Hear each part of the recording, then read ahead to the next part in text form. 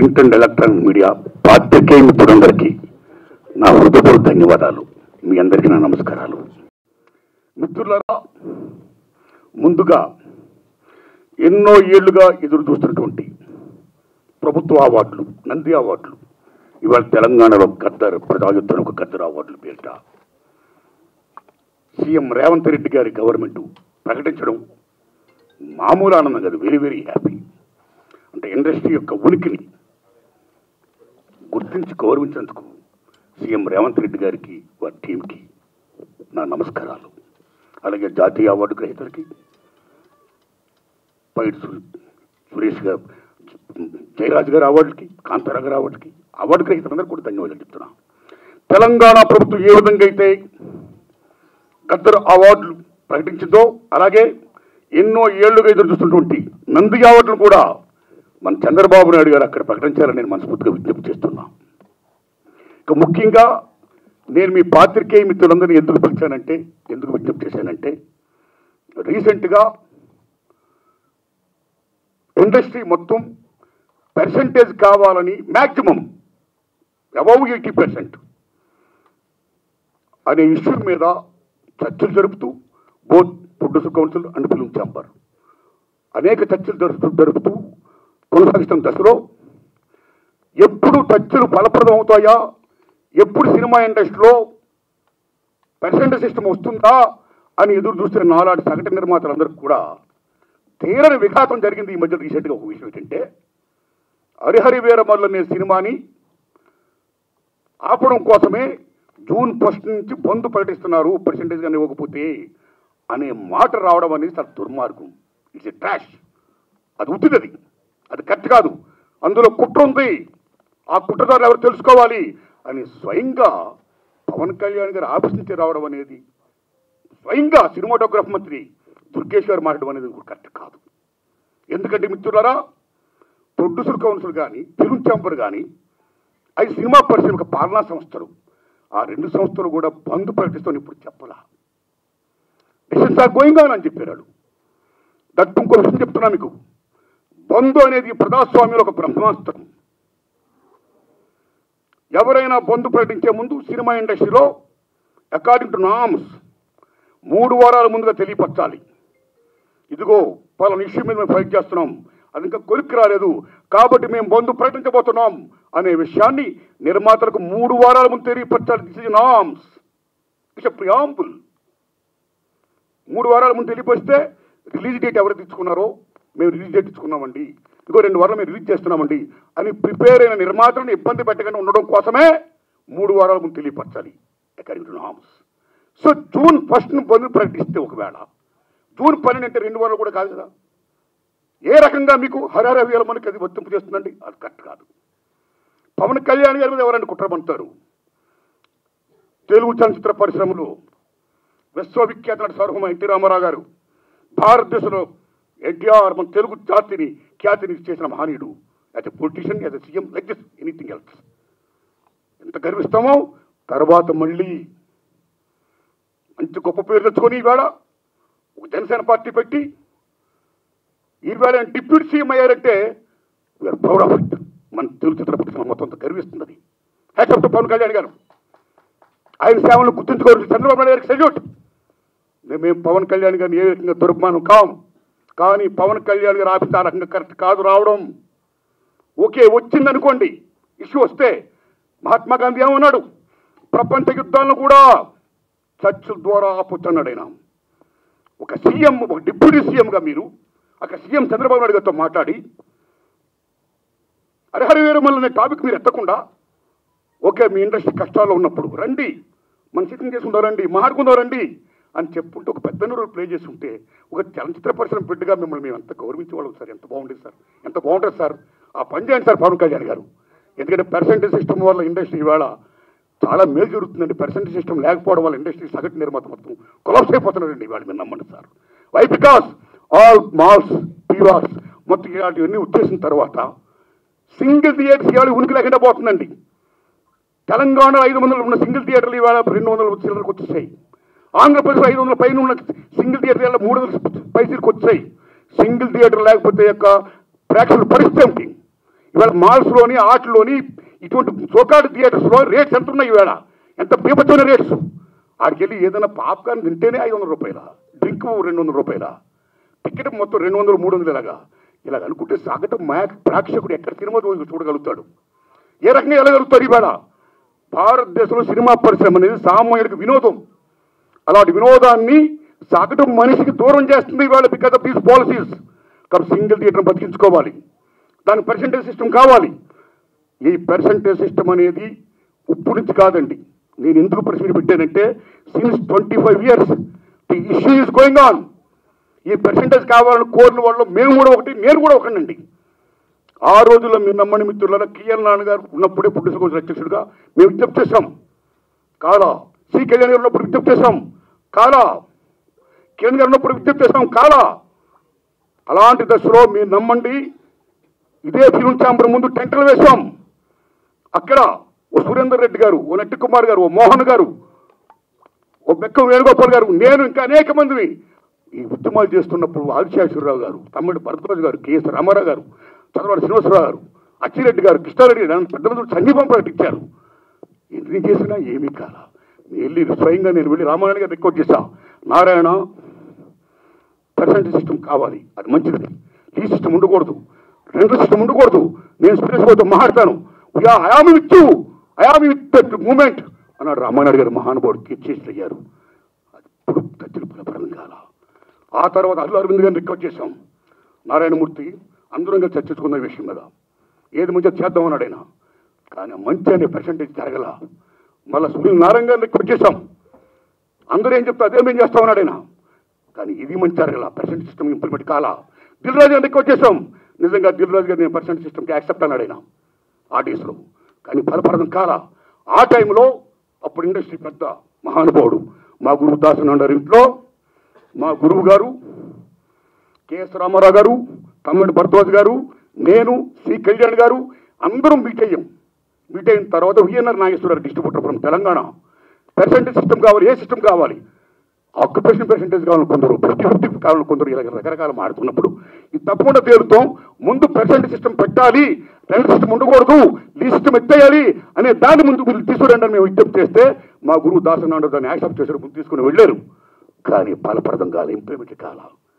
Later of industry పెద్ద చిరంజీవి గారి దగ్గరికి వెళ్ళాం, ఇది ఇష్యూ మీద రైట్ చేశాం, విజ్ఞప్తి చేశాం, టికెట్స్ రేస్ పెంచుద్దని చెప్పడం విషయంలో కానీ ఈ ఇష్యూలో కానీ ఆయన కృషి చేశాడు. మరీ ఫలప్రదం కాల.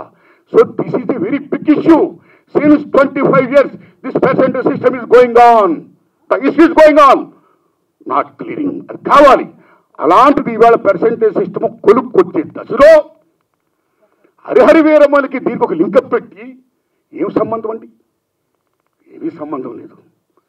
ఈ రకంగా దాన్ని ఇచ్చేస్తారని చెప్పి ఈ పర్సెంటేజ్ సిస్టమ్ అనే ఇష్యూని పక్క తోసేసేసి హరిహరి వీరమ్మను ఫోకస్ చేయడం అంటే ఎంత దూరం ఉండేది? అది కరెక్ట్ కాదండి. అందుకని నేను మనస్ఫూర్తిగా ఇది ఫీల్ అయ్యే నేను చెప్పడం కోసమే నేను విజ్ఞప్తి చెప్తూ పవన్ కళ్యాణ్ గారిని విజ్ఞప్తి చేస్తున్నా, నేను చంద్రబాబు నాయుడు గారిని విజ్ఞప్తి చేస్తున్నా, దుర్గేష్ గారిని విజ్ఞప్తి చేస్తున్నా. పవన్ కళ్యాణ్ గారు మాట చెప్పారు, ఇండస్ట్రీ వారు వచ్చి గవర్నమెంట్ ఏర్పడ్డ వెంటనే వచ్చి పలకరించవచ్చు కదా, మర్యాద పూర్వక కలవచ్చు కదా అన్నారు. శభాష్, కలవాలి రాజులు, మీరు కలుస్తాం. కానీ ఒక విజ్ఞప్తి చేస్తున్నాం, పూర్వకాలంలో రాజుల దగ్గరికి ఏదైనా ప్రజలకు సమస్య వచ్చినప్పుడు ధర్మగట్ట కొడితే లోపలికి వెళ్ళేవారు. దాని బిఫోరే రాజులే ప్రజల దగ్గరికి వెళ్ళేవాడు, రక్తబండ పెట్టేవారు. మీ ప్రజలకు ఏ సమస్య రండి చెప్పండి అని అడిగేవాడైనా, అక్కడక్కడిగా తీర్పులు చెప్పేవాడు, సాల్వ్ చేసేవారు, ప్రజలకు మేలు చేసేవాడైనా. ఇదిగో మా ఊరికి చెరువు కావాలి, మా ఊరికి విద్య కావాలి, మా ఊరికి వైద్యం కావాలి, లైక్ దిస్. అలాగా మినిస్టర్లు కూడా అయిన వెంటనే ఇండస్ట్రీని పిలిచి రండి, మీకేం సమస్యలు ఉన్నాయి, నేనేం చేయాలి, మేమేం చేయాలి అని చెప్తే మేము కూడా ఎంత ఆనందపడేవాళ్ళం అండి. మేము మీ బిడ్డలు అండి, చిల్డ్రన్ ఆఫ్ ది స్టేట్, మేము మీకు ఓట్లు వేసిన వాళ్ళమి, మిమ్మల్ని లెక్కించిన వాళ్ళమి, మీ బిడ్డలు మేము. You must be respect the people the same time who must respect the government. So my humble request, దయించి పర్సెంటేజ్ సిస్టమ్ పక్కకి పెట్టేయకుండా, పర్సెంటేజ్ సిస్టమ్ అనేది మెయిన్ ఇష్యూ కాబట్టి. ఎందుకంటే ఆల్ మాల్స్ ఇవాళ ఆక్యుపై చేసి 50% దే ఆర్ టేకింగ్. కార్పొరేట్ సెటప్తో కూడుకుని ప్రైవేట్ సంస్థలు ఏమైతే ఉన్నాయో ఆ కార్పొరేట్స్ అందరూ కూడా they are getting 50% but single థియేటర్కి ఏమైంది? సింగిల్ థియేటర్ అందరూ మనవాడు ఎక్కడోళ్ళు, ఒక ఫ్యాషన్తో కట్టుకున్నవాడు, ఈ తల్లిని నమ్ముకున్నవాడు. సినిమా అంటేనే తల్లి తండ్రి నిర్మాత తీసేవాడు, చూసేవాడు, ప్రేక్షకుడు దేవుడు. ఇద్దరికి మధ్య సందర్గా చూపించే తల్లి సినిమా, సినిమా హాల్ ఓ దేవాలయం. ఆ దేవాలయాలు బాగుండాలి. ఇవాళ ఎన్ని దేవాలయాలు కళ్యాణ మండపాలు అయిపోతున్నాయి, ఎన్ని దేవాలయాలు మూసిపడిపోతున్నాయి. Because this is system. కాబట్టి మల్టిపుల్ నేషన్స్, ఈ ప్రైవేట్ కంపెనీస్, ఈ కార్పొరేట్స్ అందరూ వచ్చేసిన తర్వాత చిన్న చేపని పెద్ద చేప, చిన్నమాయని పెద్దమాయని బెంగళ నాగేంద్ర గారు మాయాబజార్ చెప్పినట్టు ఈవేళ they are occupying, they like octopus. కాబట్టి చిన్న నిర్మాతని బతికించుకోవాలి, సింగిల్ థియేటర్ని బతికించుకోవాలి. The same time percentage system ఉంటేనే ఇద్దరు బాగుంటారు. కాబట్టి దశలో పవన్ కళ్యాణ్ గారు నేను విజ్ఞప్తి చేస్తున్నా, పర్సంటేజ్ సిస్టమ్ ఉంచండి సార్, దాన్ని ఫుల్ఫిల్ చేయించండి సార్. అది ఎలా చేస్తే బాగుంటుందో ఆలోచించి దానికోసం మీటింగ్ పెట్టి సక్సెస్ చేయించండి సార్. ఈ దశలో producer council and film chamber నేను విజ్ఞప్తి చేస్తున్నాం. ఆల్రెడీ మీరు విశాఖపట్నంలో మీటింగ్ అయ్యారు. ఏ మీటింగ్ చేసుకున్నా సరే 25,000 బట్టి రావణ కాష్టంలా కాలుతున్న ఏ పర్సెంటేజ్ సిస్టమ్ అయితే ఉందో దాన్ని మీరు మళ్ళీ పక్కకి దోసేయకుండా, ఏదో దాన్ని అడ్డం పెట్టి దాన్ని మళ్ళీ అడ్రస్ కూడా చేయకుండా ఆ పర్సెంటేజ్ సిస్టమ్ విషయంలో కొలిక్కొచ్చి ఇంప్లిమెంట్ చేసి సగటు నిర్మాతను బ్రతికించండి. అప్పుడే మా సినిమాలు చూస్తారు జనం, లేకపోతే ఓటీలు చూస్తారండి. ఈవేళ మాలాంటి సినిమాలు చూడాలంటే జనం రావాలి. జనం రావాలంటే బడుగు పదిహేను వర్గాలు రావాలంటే ఎక్కడ వస్తారండి? వాళ్ళకి కొంచెం డబ్బులు పెట్టి ద కాంట్ కమ్. ఆ ఓటీలు వస్తుంది చూద్దాంలే. ఎన్ని సినిమాలు ఇవాళ బాగా ఆడుతున్నాయండి? పర్సెంటేజ్ సిస్టమ్ ఎంత తగ్గిపోయిందండి. కాబట్టి సినిమా పథకాలను, సగటు నిర్మాత పథకాలను 80% ఆఫ్ ఇండస్ట్రీ పథకాలను మరుగుడు ఉండాలి. సరే, పర్సెంటేజ్ సిస్టమ్ కావాలి. ఆ సిస్టమ్ కోసం పెద్దలందరూ కృషి చేయాలి. Film chamber and producer council ఆ విషయంలో నిర్ణయం తీసుకోవాలి. గవర్నమెంట్ కలాలి. అపాయింట్మెంట్ ఆనందం వచ్చింది. మీరు వెళ్ళండి, కలవండి, మన డిమాండ్ చెప్పండి, పర్సెంటేజ్ సిస్టమ్ కావాలి, ఇంప్లిమెంట్ చేయండి అని విజ్ఞప్తి చేయండి. అదే నా విజ్ఞప్తిగా భావిస్తూ ఇక రేట్లు చాలా ఇంపార్టెంట్ అండి. మీరు నమ్మండి, భారతదేశంలో 1961 తర్వాత థియేటర్లో ఏ రేట్లు పెట్టాలి, ఎలా పెట్టాలి, భారతీయుల యొక్క తలసరి ఆదాయాన్ని బట్టి, జీవన ప్రమాణాలను బట్టి రేట్లు నిర్ణయించినప్పుడు గవర్నమెంట్ ఒక కమిటీని వేసి ఓ నేల, ఓ బెంచి, ఓ కుర్చీ, ఓ పార్కింగ్లై తరగతులు సృష్టించింది. ఈవేళ నేల లేదు, బెంచీ లేదు, ఒకటే క్లాసు లేకపోతే 2 క్లాసులు, మొత్తం థియేటర్స్ మొత్తం ఆ రకంగా చేసేసారు. ఓకే, ఇక రేట్లు అనేది ఏమవుతున్నాయో సిస్టమ్ ప్రకారం గవర్నమెంట్ ఏదైనా ఒక రేటు పెడితే ఆ రేట్ని అందరూ కూడా హాండర్ చేయాలి. అలాగ హాండర్ చేయకుండా ఈ మధ్య కాలంలో చాలామంది భారీ చిత్రాలు తీసే నిర్మాతలు వాళ్ళు ఓ 1000 కోట్లు పెడుతున్నారు. ఓకే, హ్యాట్సప్, సెల్యూట్, కేపబిలిటీ ఉంది, పెడుతున్నారు, మనం గర్విస్తున్నాం, సంతోషమే. కానీ అలా పెట్టే నిర్మాతలు చాలామంది ఏం చేస్తున్నారంటే, మా సినిమాకి చాలా ఖర్చు అయిపోయింది కాబట్టి రిలీజ్ ముందు రేట్లు ఎక్కువ పెంచితే మేము సేఫ్ అవుతాం అని ఒకటి పెట్టడం వల్ల, నిజం చెప్పండి తమ్ముళ్ళారు, మీరు నిజం చెప్తున్న ప్రేంగా, ఆ రకంగా పెట్టడం వల్ల, దాన్ని గవర్నమెంట్ యాక్సెప్ట్ చేయడం వల్ల మామూలు హారం జరగట్లా సగటు చిత్రానికి. అలాగే ప్రేక్షకులకు డబ్బు ఎంతమంది దగ్గర ఉంటుందండి? పేదవాడికి సినిమా ఎవరు ఉంటుంది, డబ్బు ఉన్నవాడికి సినిమా ఎవరు ఉంటుంది. డబ్బు ఉన్నవాళ్ళు హ్యాపీగా చూడగలుగుతారు, పేదవాళ్ళు ఎక్కడ చూస్తారండి? అప్పు సప్పులు చేసి మరీ చూస్తారండి. ఇంత రేట్లు పెంచిస్తే పాప్కార్న్, బీభత్సం రేట్లు చూస్తే కనీసం 1000 రూపాయలు 1500 ఉంటేనే కానీ వేళ సినిమా చూడలేకపోతున్నాడండి.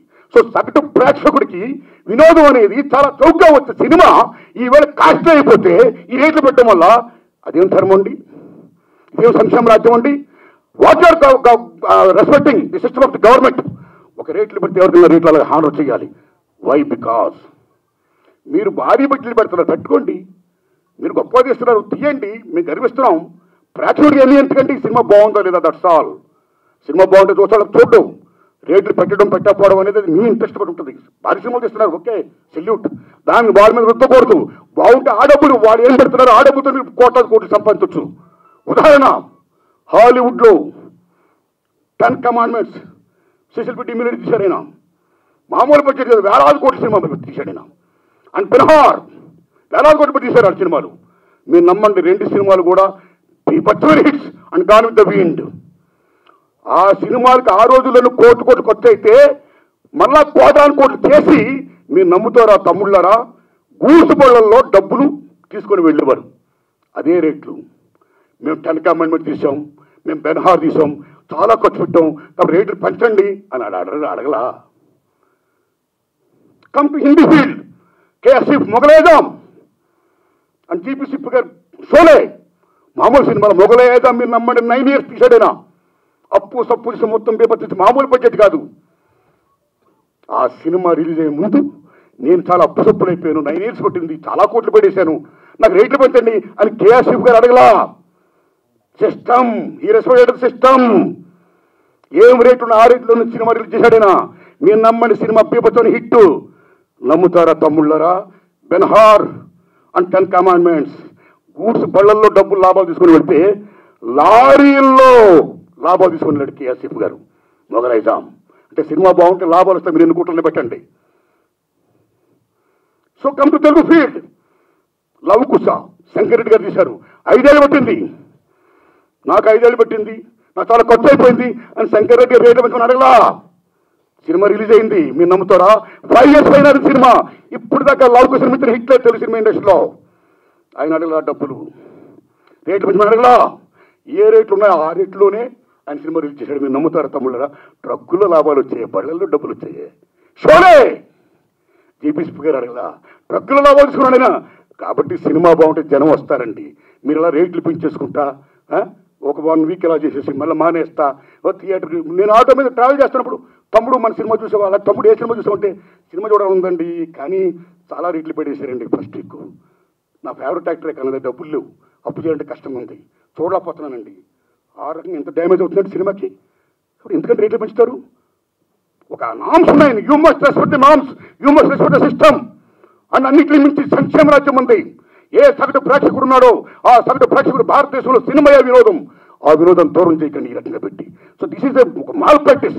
ఒక రకంగా చెప్పాలంటే దిస్ ఈజ్ నేను నమ్మని తమ్ముళ్ళరా, ఈ భారీ చిత్రాలు చేస్తున్న నిర్మాతలు, government is doing a black marketing in the name of raising the rates. Correct కాదు. అలా పెంచకుండా అందరికి ఒకలా ఇష్టం పెట్టి సగటాన్ని మాత్రం బతికించి ప్రెసెంట్ సిస్టమ్ కాపాడండి, అది రుచిగా చెయ్యండి. ఆ రకంగా మీరు అందరూ పెద్దలందరూ కూర్చొని మాట్లాడుకొని మేలు చెయ్యండి. ఇది నా విజ్ఞప్తి. Thanks a lot. ధన్యవాదాలు మీకు. Thanks a lot.